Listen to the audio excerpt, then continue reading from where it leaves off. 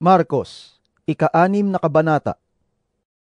Umalis doon si Jesus at umuwi siya sa sariling bayan kasama ang kanyang mga alagad. Pagdating ng araw ng pamamahinga, si Jesus ay nagturo sa sinagoga. Maraming tao ang nakarinig sa kanya at sa kanilang pagkamanghay, nagtanungan sila. Saan niya natutunan ang lahat ng iyan? Anong karunungan itong ipinagkaloob sa kanya? Paano siya nakakagawa ng mga himala? Hindi ba ito ang karpinterong anak ni Maria?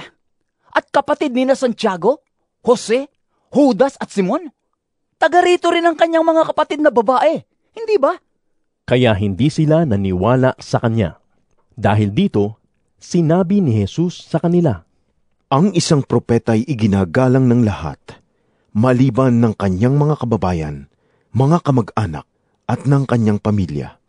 Hindi siya nakagawa ng himala roon, maliban sa ilang may sakit na pinatungan niya ng kanyang kamay at pinagaling. Namangha siya dahil ayaw nilang maniwala sa kanya. Nilibot ni Jesus ang mga nayon sa paligid at tinuruan niya ang mga taga roon. Tinawag niya ang 12 at isinugo sila ng 12.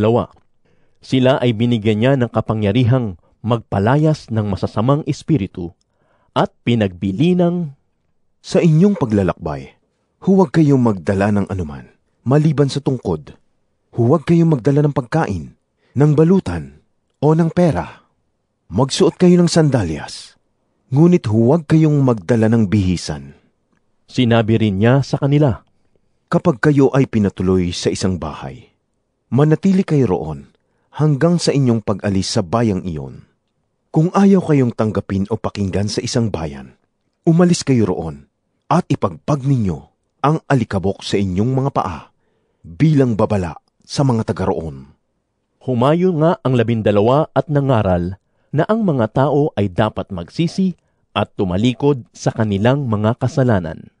Pinalayas nila ang mga demonyo mula sa mga sinasapian ng mga ito. Pinahira nila ng langis ang maraming may sakit at pinagaling ang mga ito. Nakarating kay Haring Herodes ang balita tungkol kay Jesus, sapagkat nakikilala na siya ng maraming tao. May mga nag-aakala na si Juan na tagapagbautismo ay muling nabuhay, kaya si Jesus ay nakakagawa ng mga himala.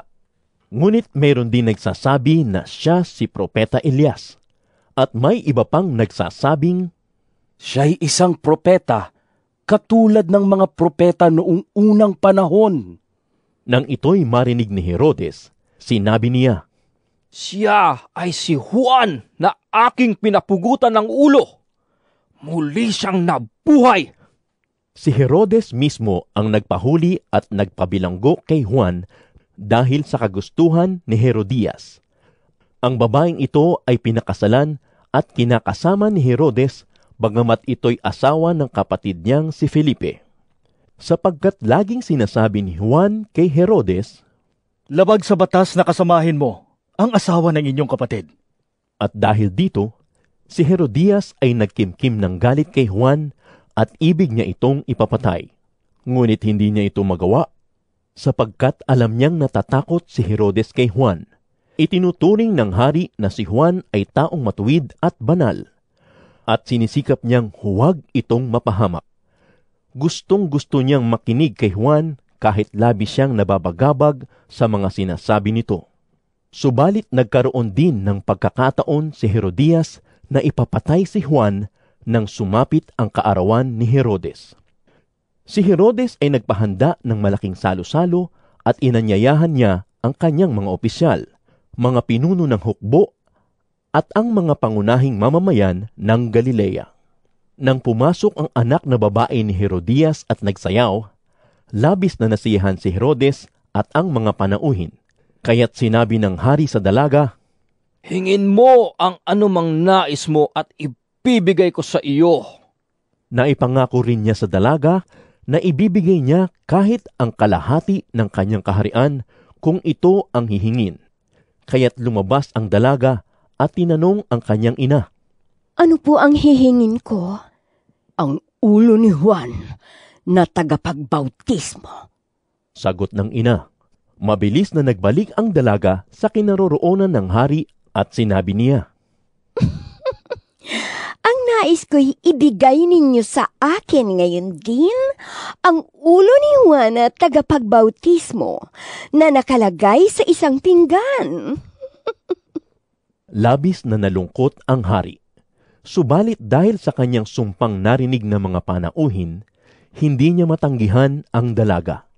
Kaagad niyang iniutos sa isang kawal na dalhin sa kanya ang ulo ni Juan. Sumunod nga ang kawal at pinugutan niya ng ulo si Juan sa loob ng bilangguan. Inilagay niya ang ulo sa isang pinggan at ibinigay sa dalaga. Ibinigay naman iyon ng dalaga sa kanyang ina. Nang mabalitaan ito ng mga alagad ni Juan, kinuha nila ang kanyang bangkay at inilibing. Bumalik kay Jesus ang mga apostol at iniulat nila sa kanya ang lahat ng kanilang ginawa at itinuro. Subalit napakaraming taong dumarating at umaalis at hindi na nila makuhang kumain. Kaya't sinabi ni Jesus sa mga alagad, Magpunta tayo sa hindi mataong lugar upang makapagpahinga kayo ng kaunti. Umalis nga silang sakay ng isang bangka at nagpunta sa isang liblib na lugar. Ngunit maraming nakakita sa kanilang pag-alis at nakaalam kung saan sila pupunta. Kaya't ang mga tao mula sa lahat ng bayan ay patakbong pumunta sa lugar na iyon at naunahan pa nila sina Jesus. Pagbaba ni Jesus sa bangka, nakita niya ang napakaraming tao. Nahabag siya sa kanila sapagkat para silang mga tupang walang pastol. Kaya't sila'y tinuruan niya ng maraming bagay. Nang dapit hapon na, lumapit sa kanya ang mga alagad at sinabi, Liblib ang puok na ito at malapit nang lumubog ang araw.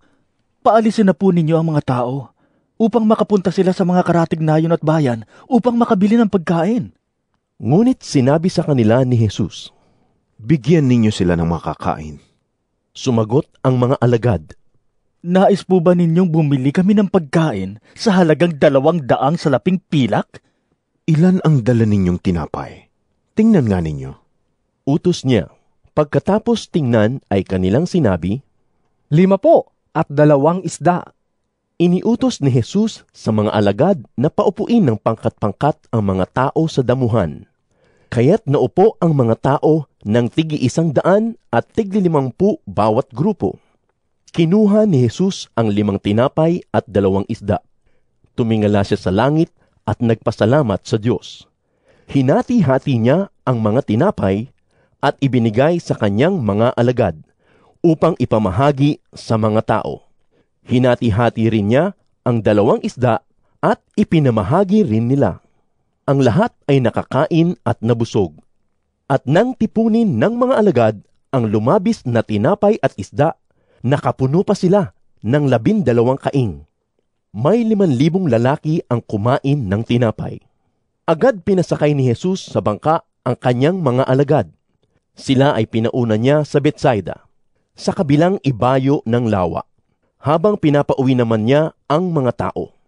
Matapos magpaalam, umakyat siya sa bundok upang manalangin.